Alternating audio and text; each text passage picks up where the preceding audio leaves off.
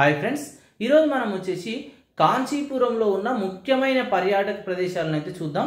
ఈ కాంచీపురం వచ్చేసి తమిళనాడు రాష్ట్రంలో అయితే ఉంది. ఇక్కడికి చేరుకోవడానికి ఏమేం మార్గాలు ఉన్నాయి అవి కూడా తెలుసుకుందాం. అయితే వాటితో పాటు మీకు ఏంటంటే రీసెంట్గా మనకు తమిళనాడు బస్ సర్వీస్ వచ్చేసి కాంచీపురము తిరుత్తని ఇవన్నీ చూడడానికి టూర్ ప్యాకేజ్ అయితే తీసుకొచ్చింది.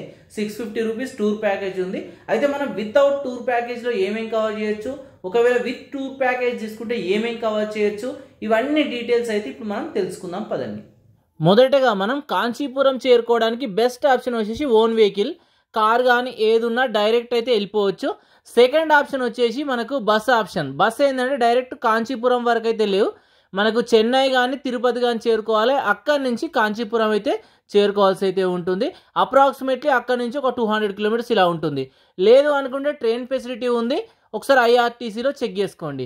ప్రస్తుతానికి మనం కాంచీపురం బస్ స్టాండ్లో అయితే ఉన్నాము. మొదటగా మనం ఏంటంటే ఓన్గా అంటే చుట్టూ పక్కపక్కనే ఉంటాయి, తిరుగుతూ కవర్ చేద్దాం. ఫస్ట్ వచ్చేసి ఉలగనందర్ పెరుమాళ్ టెంపుల్. ఈ టెంపుల్ ఏంటంటే జస్ట్ బస్ స్టాప్ నుంచి కంచి కామాక్షి అమ్మవారి టెంపుల్ వెళ్తూ ఉంటే దారిలోనే ఉంటుంది. అతి పురాతనమైన ఆలయాలలో ఈ ఆలయం ఒకటి. మనకేంటంటే కాంచీపురంలో ఉన్న ఎక్కువ ఆలయాలని పల్లవరాజులు అయితే నిర్మించడం జరిగింది 6-7 శతాబ్దాల కాలంలో. అందుకే కాంచీపురంలో సుమారు 1000కి పైగా దేవాలయాలు ఉండేటి అని చెప్తూ ఉంటారు. ప్రస్తుతానికి కొన్ని ఆలయాలే మనకు దర్శనమిస్తున్నాయి. ఇక్కడ దర్శనం చేసుకున్నాక రెండవది వచ్చేసి మన కంచి కామాక్షి అమ్మవారి ఆలయం. ఉలగలందర్ నుంచి జస్ట్ ఒక 500 మీటర్స్ దూరంలోనే ఈ ఆలయం అయితే ఉంటుంది. ప్రస్తుతానికి మనం ఈ ఆలయం ముందు భాగంలో ఉన్నాం చూడండి. అనుకున్న కోరికలు తీర్చే అమ్మవారిగా అయితే మనకు కంచి కామాక్షి అమ్మవారి ఆలయాన్ని కొలుస్తూ ఉంటారు. ఇక్కడ చూడండి ధ్వజస్తంభం అయితే మనకు కనబడుతుంది. ఈ గర్భగుడి ముందు వచ్చేసి మనకు అమ్మవారి యొక్క సింహం మామూలుగా అయితే కనబడుతుంది. ఒకసారి చూడండి. ఇక్కడ దర్శనం చేసుకున్నాక కొంచెం ఇలా ముందుకు వెళ్ళేవనుకో మనకు ఫ్రీ దర్శనంకి వెళ్ళే దారి అయితే ఉంటుంది. ఈ లెఫ్ట్ సైడ్ నుంచి దర్శనానికి అయితే మనం వెళ్ళొచ్చు.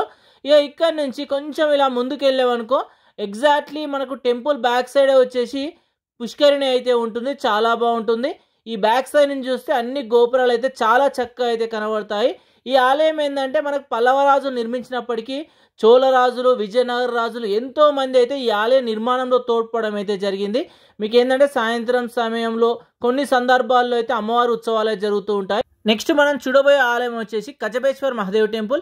ఈ టెంపుల్ వచ్చేసి కంచి కామాక్షి అమ్మవారి టెంపుల్ నుంచి ఒక 200 మీటర్ల దూరంలోనే ఉంటుంది. ఈ ఆలయ చరిత్రకు వస్తే మాత్రం పూర్వం దేవతలకు సహాయం చేయడానికి విష్ణుమూర్తి వచ్చేసి ఇక్కడ ఒక గుంటనైతే తవ్వుతాడట. ఇప్పుడు మనం చూస్తున్న ఈ కొలనే ఈ తవ్వికల స్నానం ఆచరించి శివుణ్ణి పూజించడంతో కోరిక నెరవేరింది అని చెప్పడం అయితే జరుగుతుంది. ఇక్కడ విష్ణుమూర్తి ఏంటంటే తాబేలు రూపంలో అయితే మనకు దర్శనమిస్తాడు.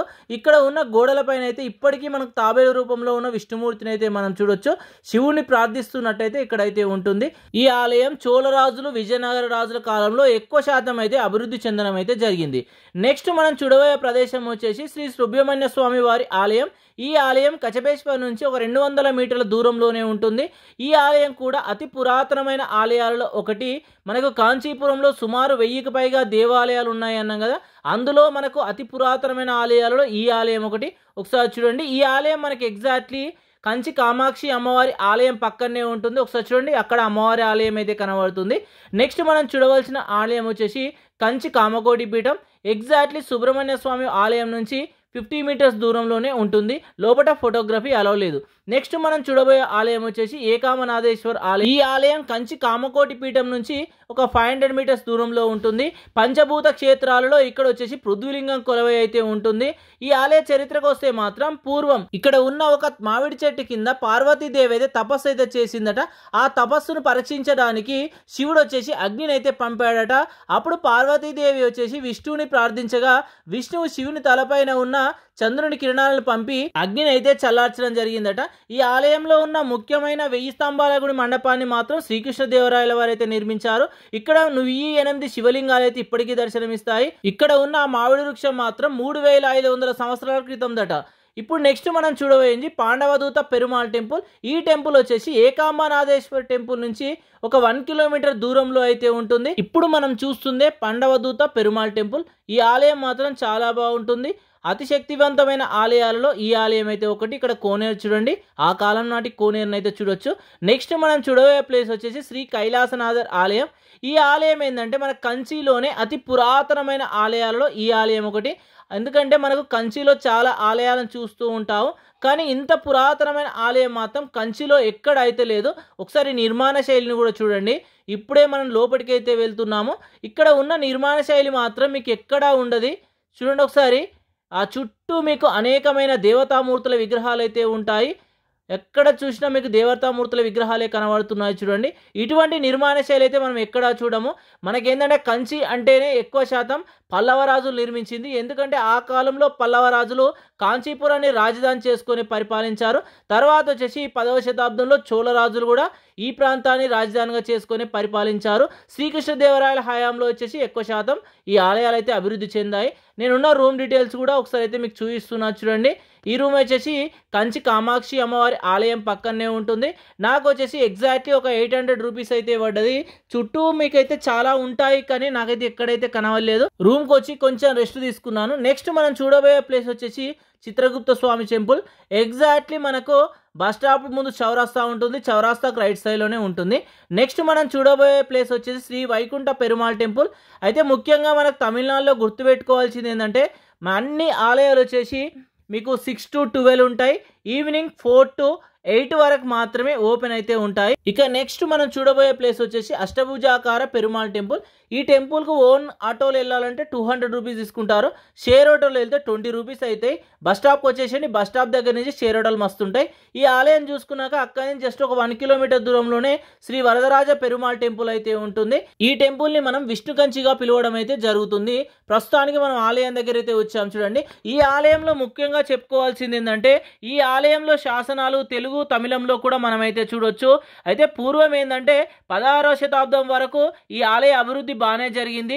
పల్లవ రాజులు, చోళ రాజులు, విజయనగర రాజులు, తరువాత మొఘుల దండయాత్ర సమయంలో ఇక్కడ ఉన్న సంపదను అయితే వాళ్ళు కొల్లగొట్టారు.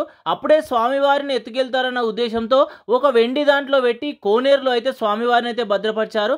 అప్పటి నుంచి అంటే 1854 నుంచి 40 సంవత్సరాలకు ఒకసారి 48 రోజులు మాత్రమే స్వామివారి దర్శనమిస్తారు. చివరగా వచ్చేసి స్వామివారు మనకు 2019లో అయితే దర్శనం ఇవ్వడం జరిగింది. తర్వాత 40 సంవత్సరాలకు మళ్ళీ దర్శనమిస్తాడు. ఇప్పుడు టూర్ ప్యాకేజ్ విషయాలు అయితే తెలుసుకుందాం. కాంచీపురం బస్ స్టాండ్ నుంచి ప్రతిరోజు బస్సు 7 గంటలకైతే బయలుదేరుతుంది. ఇక్కడ బయలుదేరి ఫస్ట్ వచ్చేసి శ్రీ వరదరాజ పెరుమాళ్ టెంపుల్కి అయితే చేరుకుంటుంది, అంటే విష్ణు కంచికి. ఇక్కడ టైమింగ్స్ ఏ వరకు ఉంటాయో అక్కడైతే ఇచ్చాను. ఇక్కడ నుంచి మన బస్సు వచ్చేసి కంచి కామాక్షి అమ్మవారి ఆలయం దగ్గరికి అయితే వెళ్తుంది. ఇక్కడ మనకు ఆల్మోస్ట్ ఒక 1 అవర్ టైం అయితే ఇస్తారు. టైమింగ్స్ అక్కడ ఇచ్చాను. ఇక ఇక్కడ కంప్లీట్ అయిపోయినాక మనకి ఇక్కడ నుంచి శ్రీ ఏకాంబనాథేశ్వర్ టెంపుల్ దగ్గరికి అయితే తీసుకెళ్తారు. ఇక్కడ మనకు టెంపుల్లో కూడా ఆల్మోస్ట్ ఒక 1 అవర్ అయితే ఉంచేస్తారు, 10 to 11 వరకు. డీటెయిల్స్ అయితే ఇక్కడ క్లియర్గా ఇచ్చాను చూడండి. ఇక ఇక్కడ కంప్లీట్ అయిపోయాక ఇక్కడ నుంచి మనం వచ్చేసి గురు భగవాన్ టెంపుల్కి అయితే తీసుకెళ్తారు. అక్కడి నుంచి మనకు చాలా దూరమే ఉంటుంది, జస్ట్ ఒక 1/2 అవర్ ఇక్కడ టైం ఇస్తారు. ఆ తర్వాత లంచ్ బ్రేక్ ఉంటుంది. ఇక్కడ నుంచి ఏంటంటే మనం తిరుత్తని సుబ్రహ్మణ్య స్వామి వారి ఆలయం దగ్గరికి అయితే వెళ్తాము. మీకు టైం ఉంటే ఏంటంటే తిరుపతి నుంచి వచ్చేటప్పుడు కూడా రావచ్చు. తిరుపతి నుంచి జస్ట్ ఒక 100 కిలోమీటర్స్ దూరంలోనే ఉంటుంది.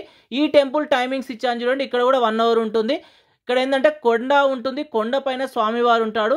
చాలా పవిత్రమైన ప్లేస్గా అయితే కొలుస్తూ ఉంటారు భక్తులు అయితే.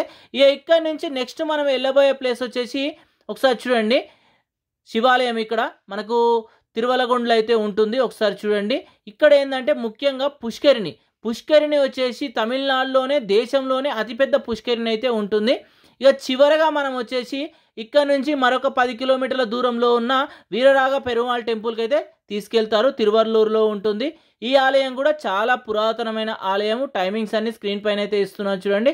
ఇక ఇక్కడ నుంచి లాస్ట్ 8వ ఆలయం వచ్చేసి శ్రీ రామానుజర్ ఆలయం. ఈ ఆలయంతో మనకు కాంచీపురం టూర్ ప్యాకేజ్ అయితే కంప్లీట్ అయిపోతుంది. తిరిగి నైట్ 9 గంటలకు అయితే మనకు కాంచీపురంలో దించేస్తారు. అయితే ముఖ్యంగా ఇక్కడ చెప్పుకోవాల్సింది ఏంటంటే మనం ఫస్ట్ చూసిన ఆలయాలు మొత్తం ఒక 4 అవర్స్లో కంప్లీట్ అయిపోతాయి. టూర్ ప్యాకేజ్ మాత్రం మొత్తం 1 డే అయితే పడుతుంది. ఈ టూర్ ప్యాకేజ్ వచ్చేసి తమిళనాడు TNSTCలో అయితే బుక్ చేసుకోండి. ఇవి టూర్ ప్యాకేజ్ విషయాలు. Thank you.